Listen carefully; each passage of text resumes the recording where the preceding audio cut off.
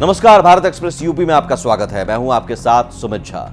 लोकसभा चुनाव से पहले 4 राज्यों के विधानसभा चुनाव बसपा के लिए बेहद अहम हैं। इन राज्यों में वो अपना पूरा दमखम दिखाने में जुटी है।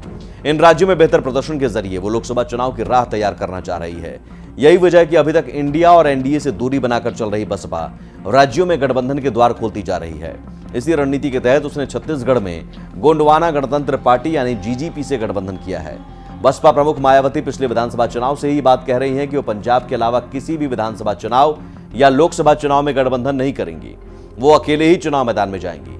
इसके बाद उन्होंने पंजाब के साथ ही हरियाणा में गठबंधन की बात कही है। जब एनडीए के मुकाबले इंडिया गठबंधन बना तब भी वो दोनों से दूरी बनाए हुए हैं। वहीं दूसरी ओर इस साल 5 राज्यों के विधानसभा चुनाव में से 4 राज्यों राजस्थान, मध्य प्रदेश, छत्तीसगढ़ और तेलंगाना में बसपा ने पूरी ताकत झोंक दी है।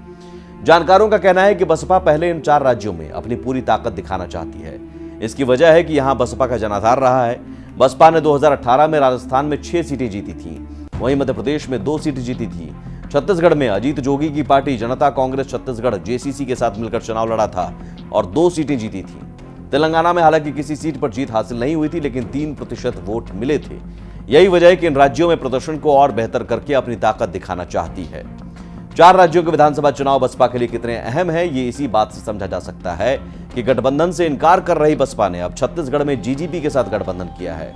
यहां पिछले विधानसभा चुनाव में बसपा को 3.87% वोट मिले थे और 2 सीटों पर जीत हासिल की थी।